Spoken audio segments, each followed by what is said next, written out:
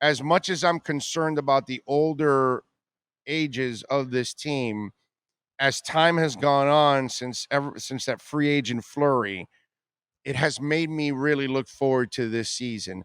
I don't know about 2 or 3 years from now because, the ages will build up, but this might be their best year out of all with all these older guys. You know what I'm saying?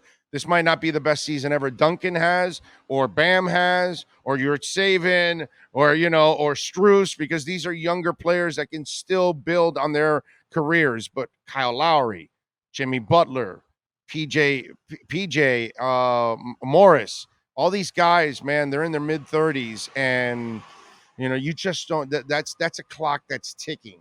And so that's why this might be the best opportunity for them to really shine, is this first season together. And listen, we all know Brooklyn can get injured a lot. Sadly, Durant has had his share of injuries. Kyrie Irving is constantly injured, right?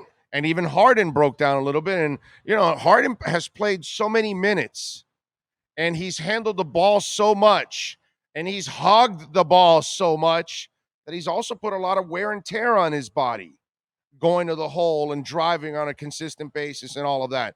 And maybe last year's injuries were a sign of things to come for him also.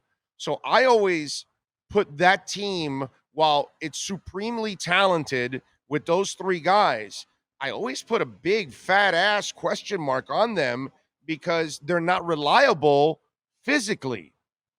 I know they're reliable athletically. I understand. I know what they are.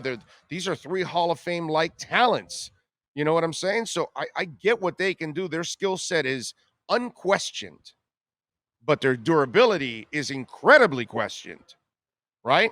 And then I look at the Milwaukee Bucks, and we see a Heat team 2 years ago that beat them, and then we saw a Heat team that absolutely got dogged by them this past year. But now they brought in the defensive element to this team. When you add Tucker and you add Morris and you add Lowry, all of a sudden now you're a completely different team. It's going to be harder for Milwaukee to beat Miami. The question is, does Miami have enough firepower to beat them?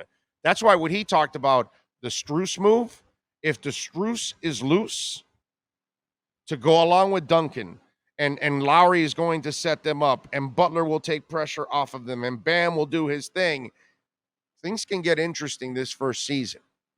I got to say it. I don't know if they beat the West, but somehow or another, they could make things interesting for themselves and for us as fans in the Eastern Conference. I will give them that.